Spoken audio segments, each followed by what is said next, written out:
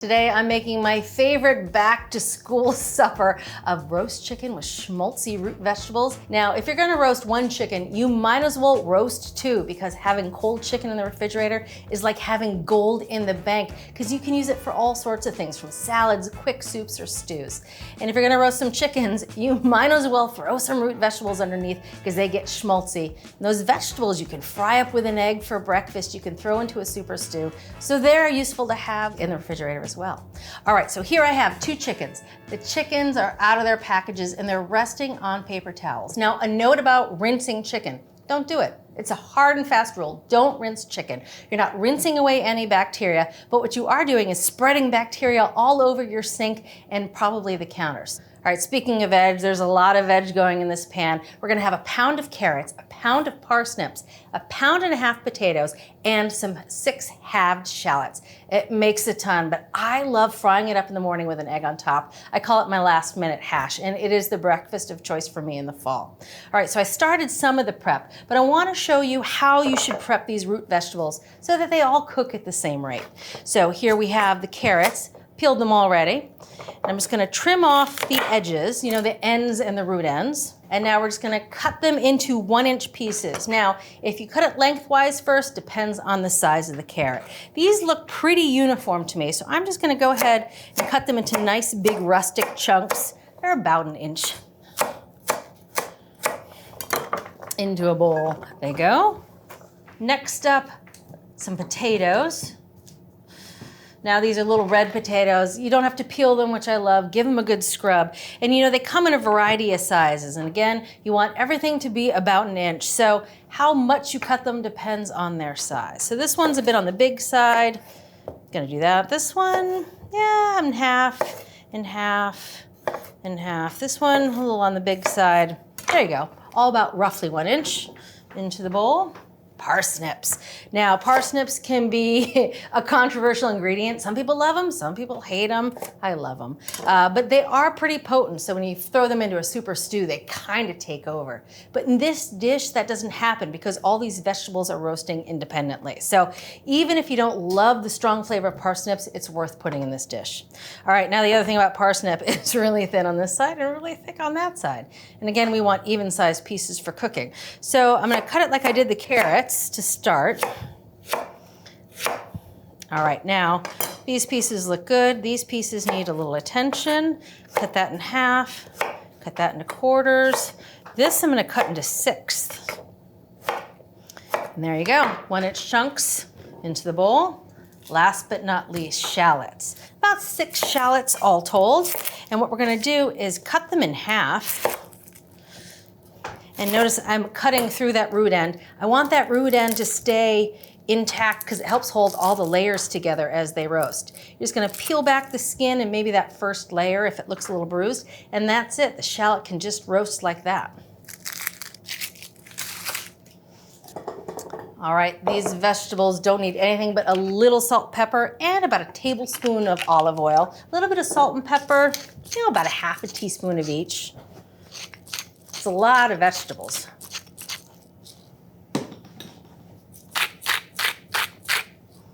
All right, into a nice big roasting pan they go. I know, it's a brand spanking new roasting pan. It's its debut use, and I'm very excited to try it out for the first time. Nothing like a fresh piece of equipment. It only looked like this for today. Every day after is gonna be a little grimier. All right, just giving the vegetables a nice toss. Make sure they're evenly coated with that olive oil, salt and pepper. All right, that's pretty good.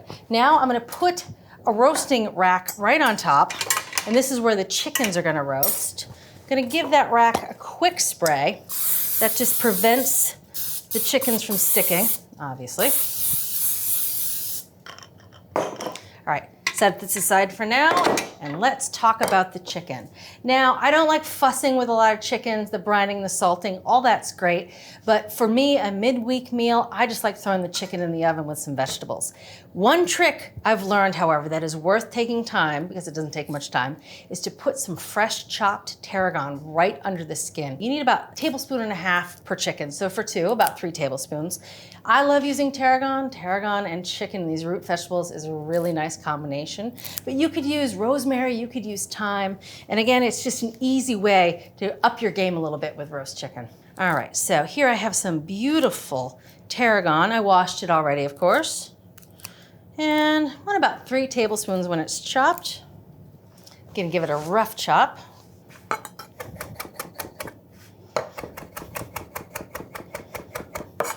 Oh, the smell of the tarragon as soon as you start to cut it. Tarragon to me just smells like fall because I love roast chicken with tarragon. I only put the tarragon in the fall. I don't know why. It's not a summer dish for me. This is a fall flavor. That looks pretty good. All right, I'm gonna set this tarragon aside in a bowl. All right, now time to focus on the birds. All right, so not a lot of trussing we're gonna have to do here. You see how these wings are mostly tucked. If they're not tucked, and usually they come this way, all you do is take this tip, you just bend it back behind the breast. That just gets it out of the way so the breast can get nice and brown. All right, so now I'm gonna take my fingers and just loosen the skin on the breasts. And now I'm gonna take some tarragon, put it right underneath the skin. Spread it out as best you can. All right, now I'm just gonna season the chickens with salt and pepper, pretty liberally on both sides. And if you notice, I pre-mixed the salt and pepper, which is a trick I do if I'm cooking a lot of meat or I'm out at the grill. It just makes it easy not to contaminate the nice pepper mills. All right, on the front side, also the back. Don't forget the back side. Now, the only other prep we have to do to this chicken before we can put it in the oven is to truss it by tying the legs together. Because, well, one, it's prettier, but two, it prevents the skin on the breast from really splitting in the oven. So if you don't do this, it's okay, your bird will still turn out, but if you do it, you get slightly better skin. And it's as simple as taking twine and tying the 2 drumsticks right at the bottom together, and that's it. Into the roasting pan these go. And if you notice, I'm putting them in the roasting pan upside down. Now that is on purpose because the breast meat and the dark meat, the thigh and drumstick, they need to cook to different temperatures. The breast meat 160, the drumsticks and thighs to 175. And so the way to do that is to roast them upside down where the breast is protected. The heat's not gonna get to that breast for a good 20 minutes. But this top part, this is where the dark meat is exposed, is gonna get the blast of heat right away. So it's gonna jumpstart the cooking of the dark meat. So we're gonna roast these birds upside down for 20 minutes. Then we'll flip them over and we'll continue roasting the whole thing for about another hour. Okay, these chickens look great. The oven is heated to 475 degrees. And I just need to wash my hands and we're off to the races. Oh, the aroma coming out of this kitchen right now is so fantastic with the tarragon, the chicken, and you can smell the roasted carrots and parsnips. Now again, I'm gonna temp the chicken. We're looking for the breast meat to be 160. All right, 160 in the breast, which is perfect. Now I'm gonna take the chickens out of the rack and let them rest for at least 15 minutes. Just because these are hot, there's lots of juices. What I like to do is tip the chicken up and let the juices drain out right onto the vegetables. This is actually how I was taught to tell if a chicken's done. We didn't use thermometers in culinary school. You let the chicken drain its juices and you looked at the juices at the very end, the tail juices, and you wanted them to run clear. That's the old school way of telling if a chicken's done. All right, chicken number 2.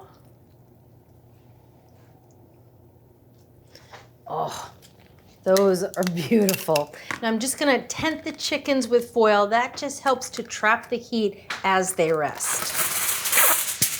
This foil is a little on the skinny side, so I'm gonna use 2 pieces. There we go, just a light tenting. Now we got the rack out of the way, and these vegetables are roasted through, but they look a little pale and there's a little extra liquid in the pan. So what we're gonna do is spin the pan sideways so that it covers 2 burners, if you can. I'm gonna turn the burners on, looking for medium-high heat. And I'm just gonna stir the vegetables and let them cook on the stovetop for about 10 minutes. Evaporate some of that liquid and the vegetables will get nice and caramelized.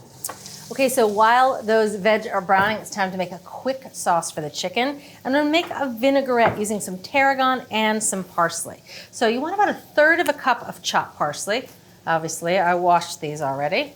So when you're chopping fresh parsley, you really don't want to add these thick stems at the bottom. They can taste a little bitter and be quite fibrous, but they're fabulous when you're making stock or broth. So if I'm using a ton of parsley and I have a lot of these stems around, I save them in the freezer and then I throw them into the pot when I'm making stock.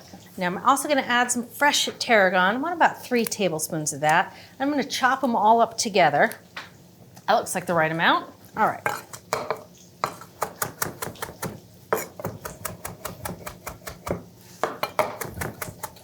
You know, making fresh sauces like this with just some chopped herbs and some olive oil is something I do all the time, all year long. And the herbs can change. I love using cilantro or basil. Sometimes I throw scallions or chives in there. Mint often makes an appearance in the summertime. But it's just a really easy sauce. Tastes good on everything, from beef to fish to pork and chicken, of course, and even vegetables. This kind of sauce on a roasted head of cauliflower is amazing. So if you're gonna learn one sauce that you can vary and is easy to make, a fresh herb vinaigrette like this is the one to know. All right, let's get all these herbs into a serving bowl.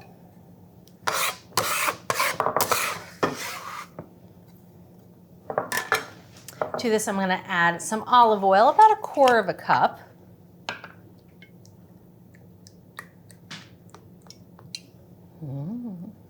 Gonna add a little sherry vinegar, which has a really floral flavor. About 2 tablespoons of sherry vinegar. Gonna add a teaspoon of Dijon. Gonna eye the Dijon. Pretty good with teaspoons.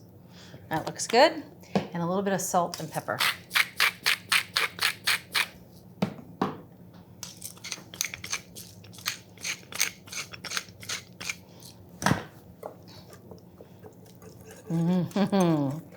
All right, that's it for this simple tarragon and parsley sauce. Now we're just waiting on those chickens to finish resting and the vegetables to finish browning.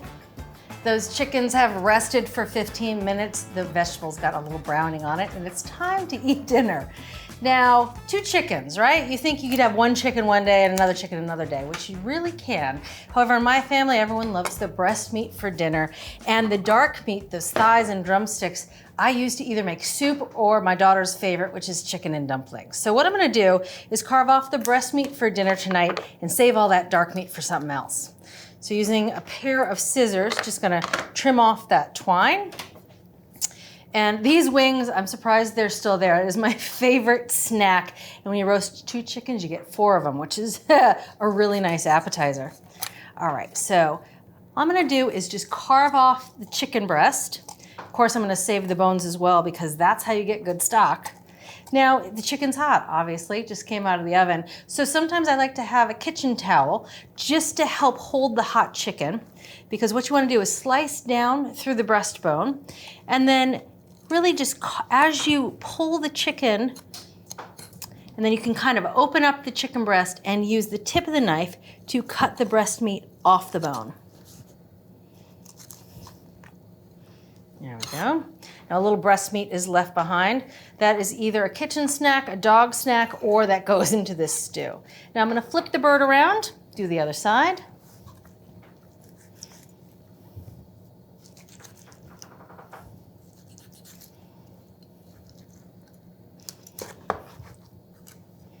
All right, there's the second one. This chicken goes back onto the rack.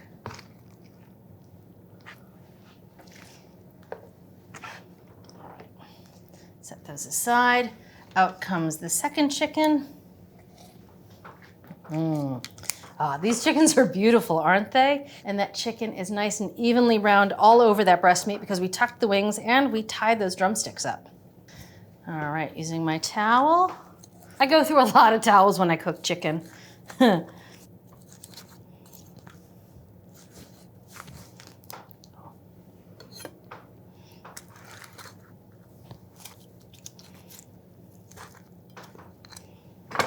There's the last breast. This goes back to the sheet pan. Gonna let that cool completely before I shred that meat and save those bones. This I can take out of the way. And now working with each chicken breast, I can just slice it into nice slices that are easier to serve. I'm gonna get those vegetables out of the pan. Oh, that brown fondy schmaltz on the bottom of the pan. My brother and I used to fight each other to scrape that up and eat it. All right, now time to add the chicken.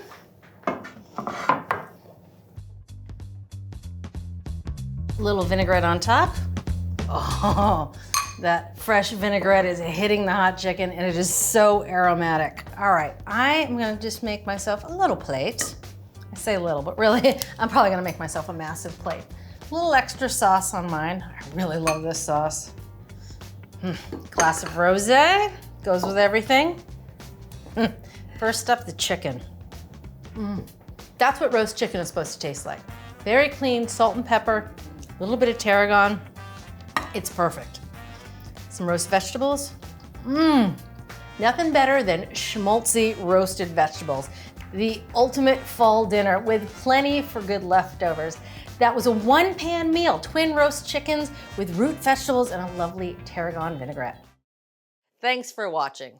What'd you think? Leave a comment below and let me know what you're excited to cook this week. And while you're at it, hit that subscribe button. You can get today's recipes and more for free at our website, americastestkitchen.com/JuliaAtHome.